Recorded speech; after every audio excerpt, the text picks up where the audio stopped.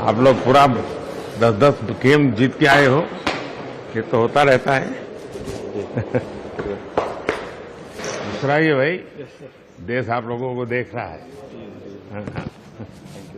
सेदिन आखिर लुह पोछिथिले, आज ओठरे हस फुटाइले। हारिबा परे भी हिरो कही बढ़ाइथिले आत्मबल। एबे जितिबा परे बासभवन को डकाई प्रशंसा कले मोदी। देशर सुख और दुखर साथी साजिले प्रधानमंत्री नरेंद्र मोदी। 2023 विश्वकप रे पराजय परे दुखरे भांगी पड़िथिले टीम इंडिया।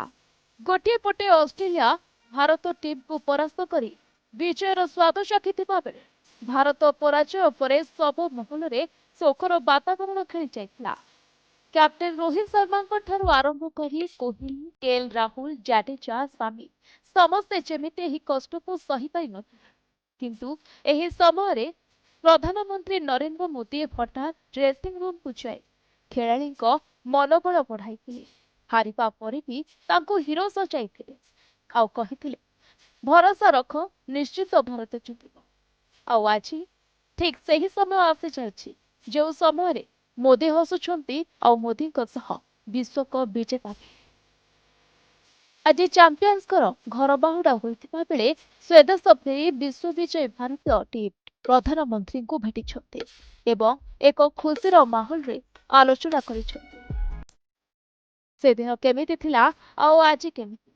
सेदिन रोहित निजर धैर्य हराई बसिथिले आउ आज मोदी पाखरे बसी हसुछंती।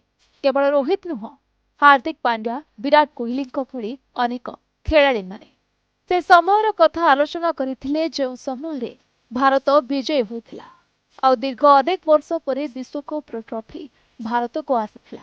तेबे मोदी एभली व्यवहार पाई प्रमाणित मध्य होइगला देशर दुख और सुखर साथी हेउछंती प्रधानमंत्री नरेंद्र मोदी। तेबे बात्यारे फसिथिबा टीम इंडिया खेलाड़ी पाई बारबाडोस को स्वतंत्र विमान मध्य पठाइथिला बीसीसीआई। एही विमान रे खेलाड़ी सहयोगी स्टाफ, खेलाड़ी परिवार सदस्य, बीसीसीआई रो किछि सदस्य, भारतीय गणमाध्यम रो किछि सदस्य मध्य भारत फेरिछंती। चलित टी20 विश्वकप रे दक्षिण आफ्रिका को माते चैंपियन होइछि टीम इंडिया। दीर्घ 17 वर्ष परे पुणी थरे टी20 विश्वकप विजेता होइछि भारतीय दल। रिपोर्ट प्रतिदिन टीवी।